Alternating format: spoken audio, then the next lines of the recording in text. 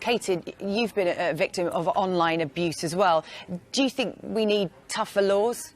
No, and I absolutely, I push back on this term victim. I don't see myself as a victim at all. Look, Twitter's there for people that want to use it. If you don't like it, get off Twitter. It is only vanity that makes people read the damn thing until their eyes fall out of their head. And Katie, you are extremely rude. We're the alternative in the mainstream society. You're totally prejudiced towards tattooed people. Why? What? Because I'm a plain skin? No, that's what happens to us. People instantly make the judgment. Yes, because your face is coloured, the sort of colour of a first-class stamp, my chicken. The reason why I totally disagree with that. The only thing you can do to stand out in life is colour your whole face in. That just makes you a kid with a crayon book. One of you're doing a documentary, aren't you, about putting weight on? Yeah, so I put on 4 stone to prove that skinny people aren't lucky to be skinny. They just move around a lot, and that fat people are, in fact, lazy. Frankly, if you don't like the forum, get off it. Our police have better things to be doing, and I'm sure our taxpayers don't want to be going out there, spending their hard-earned money on police coming around to deal with problems for small women like you. How would you know who was a Muslim and who wasn't? You can't enforce that sort of thing. You don't have religion announced on your passport. I said myself, what we're going to do, stay there and, eat a hot dog and sing Glory, Glory, Hallelujah. I think women actually don't want equal treatment. They couldn't handle it if they got it, quite a number of them. What a lot of women are actually asking for, and you can look aghast at this, is special treatment. There will be women listening to you on LBC tonight. Throwing their high heels at the radio. Kicking the wall with anger. Well, maybe they need to get a sense of humour, and maybe female scientists need to get a sense of humour as well. Because trust me, people don't want to work with people that they don't trust. It's great that everybody loves you, and it's great that you speak for the whole nation. You're a great person, and I'm not as great as you. Hi, I just saying regarding the people being imported in the airport. Yes. And I don't really agree because they're civilian. They're just running away from crisis.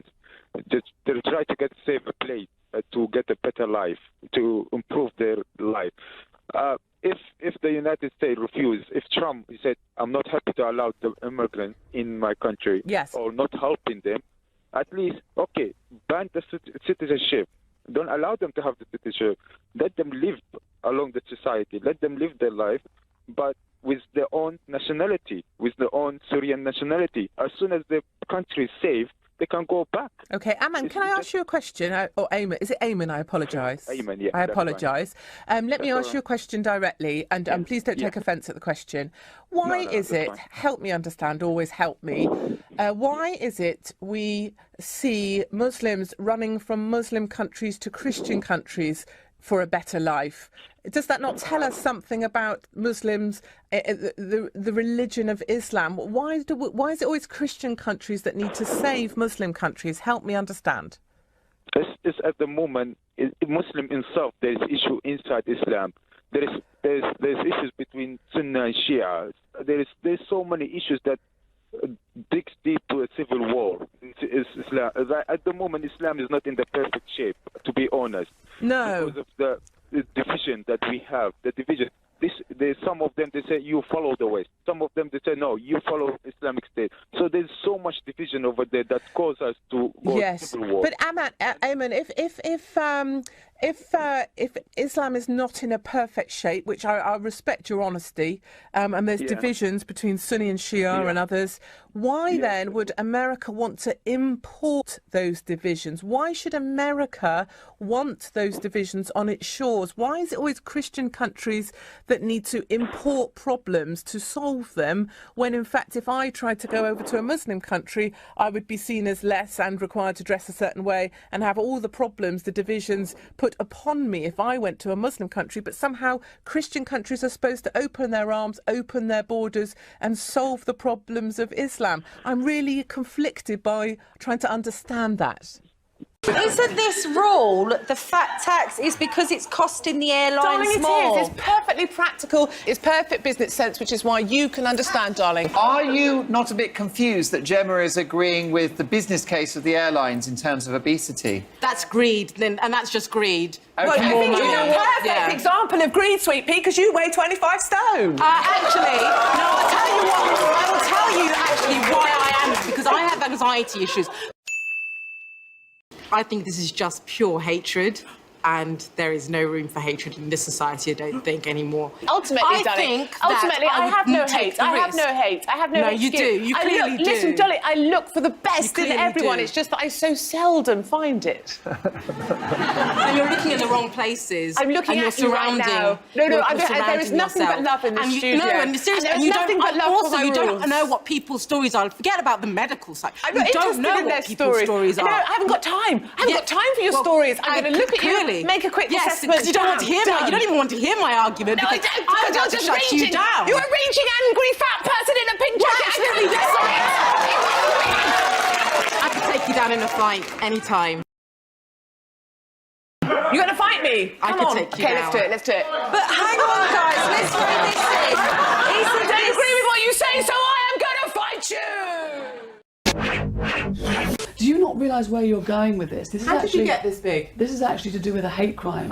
And you're a victim of hate crime. Absolutely. And can we call the police? Are there more people? Would you like to bring the police in? There's a telephone right there. I think we should do it right now. Go for it. There's a phone. Great. It's Will I probably have my not phone and we'll call the police? Would you like it brought to you? Because it's probably going to be hard to Oh, no, walk no, there. I just find it... Yeah. It became personally offensive, and I believe it is a hate crime, and I'd like to report it. Have you made girls cry? I've made men cry, John, so be afraid. There's plenty of places in the UK that other people will tell you, I can tell you, I would not walk through. Tell us these vast swathes of our country where we have lost control. And if you didn't talk so much, I might be able to, darling. I invite your camera crews to come with me and see who tells me to cover up my hair, cover up my face. I mean, I can see that might be an advantage. So it's more offensive to the British ruling class and British authorities to be anti-Islam than it is to be anti-Britain. Absolutely. You know, I know the tick list of correct answers that the liberal fascists want me to answer. I know what they'll approve of. I know what they like, and that's endless gushing sympathy for migrants, economic migrants, for the Islamic faith. You saw with the Westminster terror attack here, you know, the very first media that we had off of that was that we had to look out for our Muslim counterparts because they may be kind of under some kind of attacks following the terrorist attack on us. It's always that idea that we need to bow down to the culture that joins us, and we never seem to stand up for the culture they've chosen to join. And it's one of my big questions always is, if Islam is so fantastic, why do Muslims always seem to want to come to Christian countries? And it's a question that I never have got an answer to yet, Tucker. It's a great question, and an awful lot's at stake, like 1,000 years of history. You take it seriously, and I appreciate that. Katie, thanks for joining us.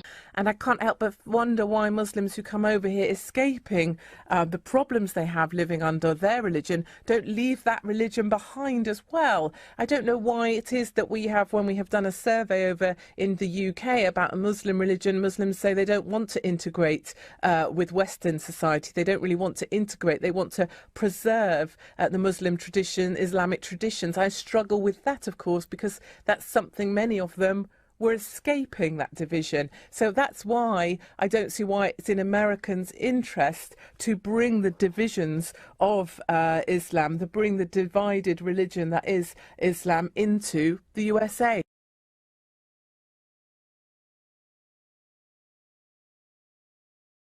Do you get upset ever? What makes you angry? Because obviously you provoke a lot of people, but I wonder what makes you angry. Oh, so many things make me angry. I'm outraged on a daily basis. I'm outraged by child and parent parking spaces. You had a child, you didn't lose the ability to walk. I'm outraged by the fact that we're now going to classify the obese as disabled and require them to do less. Do you know what my passion is? My passion is... eating.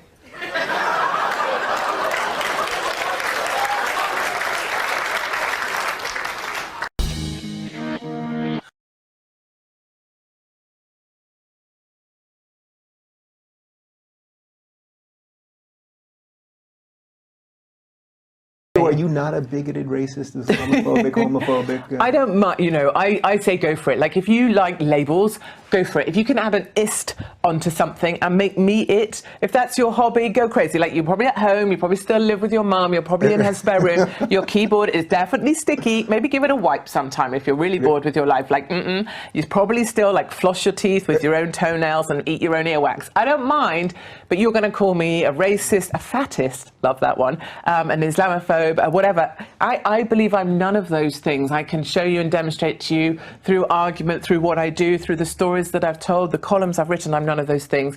I understand that if you lack the vocabulary and the intellect to be able to take me down with an argument, you think a label will suffice. What you will have seen over 10 years of throwing those labels at me is that I still haven't really shut up. Yeah. And I think the other thing people see is they do see what you see, is that I get so much sort of thrown at me, so much aggression, or people imagine that I get assaulted in the street. I don't. But that people say, like, I'm going to come and rape you with a machete. You know, okay, good, but it won't fit because... That seems a bit much. Well, it's fine, you know, like, I'm going to come and lock you in your car and set fire to it. Oh, sure, you know, whatever makes you feel good. You lack the language to be able to articulate the way that you're cross with me. And I understand that people are cross with me because I have a different view to them. I don't accept many of the things that are seen as the tick box of right answers that you have to have in the UK. Yeah. I don't accept that we should just have open borders. I don't accept that we should pander to Muslim as and Islam as a religion. I don't accept, for example, I was speaking yesterday with a room full of feminists. I mean, you could just hear them just kind of melting when I spoke. But, you know, my challenge to them is, where are you? Where are you, you feminazis, when women have got burqas on, when they've got three, you know, husbands are allowed to take 3 wives? Where are you for the Muslim rape squads in the UK? I don't hear you talking about that. Where were you when in Cologne on New Year's Eve there were 1,200 sexual assaults? I don't hear you. Same with Black Lives Matter. Yeah. Went to a debate yesterday. The woman stood up. The first thing she said, do we all agree that Black Lives Matter? And the room went crazy. And it's like, you have got to... Are we really at a point where someone was saying Black lives didn't matter? Is that the best you've got? We bumped into the niece of Martin Luther King in the foyer on my way to come and see you, and I asked her, you know, what's your view on Black Lives Matter? And she said they are just paid protesters and they need to just stop. Yeah, she hates this identity politics stuff, right? Totally, and that's from the niece of Martin Luther King, and you go, she's probably got a point. And I think this identity politics has to stop. I watched the Pussy marches in Washington when I went to the inauguration of Trump. Best day of my life. And I went to the Pussy marches to see what they were about. And, you know, they were just so pathetic. So some women had banners with Save the Environment. Some had banners with Black Lives Matter. Some were vegetarians and wanted to tell you about that. And others were like, here because my pussy is made of steel. Like, make up your mind. Why are you here? You don't know. You're just a coalition of weakness and victimhood. Be better. Like, women need to be better than that, and they're not. And women have never been more disappointing. It's obvious to me that not a lot gets to you, but to me, if I were you, that would get to me as a woman. That just by saying all these things, the mainstream woman... Hood. Yes, right. Not a sisterhood. Yeah, whatever. That. Okay, so whatever, right. The witch master cauldrons of witches. Well, I don't know what the collective noun is for witches, but it's that. Witches, I think, yeah. But that thing, that they would turn on you. I mean, whether they like your politics or not, you're a strong, independent woman with a track record and a resume and all of those things. So you'd think there would be a little, they might say, we don't like the way she talks about this, but you'd think there would be a little room in this wide umbrella. But their whole purpose is to get rid of people. Absolutely, and I quite like the idea they can't. I like the idea that I'm a woman, so men find it a bit tricky to directly challenge me unless they're threatening to, you know, kill me on Twitter. And women find me really awkward because I am one, and yet I don't say the things they need it to say. So you can see the women in the room look at me going, but she sort of is a woman, but she's not supporting endless maternity leave. She's not supporting the fact that we should have all-female shortlists. She won't buy into the idea that we should definitely have equal pay at all times. She won't buy into the idea that equal treatment, all you have to say is say that and it means something. If you listen to what the Women's March and the women's groups say, all their words come out, but I still hear nothing. They mean nothing. You say to them, so what's come from the pussy marches, the women's marches? What have you achieved? Tell me some definitive outcomes from the women's marches. Nothing. Nothing. There's just nothing. And so what will you advise women to do? Rise up. Rise up. That's all you hear. What? Rise up where? Go where? What are you rising up for? What are you achieving? They achieve nothing because they have no clear aim, no strategy, and no way of delivering it. And I think that's very disappointing. Where do you think that's worse? Do you think that's worse in Britain or in the United States, that intersectional thing? Because we know it's pretty terrible here, but I suspect it's probably pretty close. I think it's probably pretty close. I think so usually what happens in America comes to us. I think whatever you guys are up to, whether it's taking masses of prescription drugs, eventually we'll catch up and do the same. Yeah, sorry about that. Yeah, thank you. And if you get kind of chronically obese, eventually all of Britain will follow. That we do. Sorry about that. Yeah. I'm not here to like talk I to you could just about... apologize for an hour. I would like to apologize for America now. But I do think things like the way that we've divided ourselves by these groups of victims, and the way you get ahead on the left is by being a bigger victim than the other victim, or less well represented, or somehow made to feel like you were a minority group. That is not unique to America. I think we suffer from it. I think Hillary Clinton was the kind of, she was the sort of flag bearer for that. She just waved the flag. If you're a victim, saw yourself as a victim or minority, then go to Clinton. And that's why obviously she lost. That's why she had no cohesive policies that I ever remember.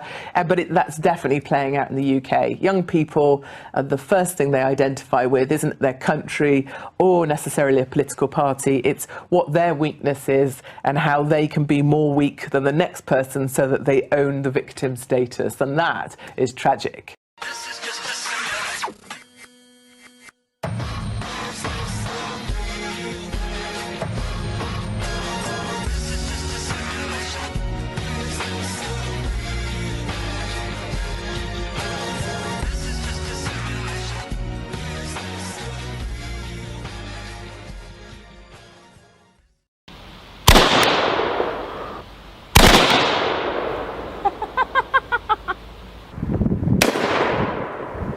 Holy shit, that was awesome.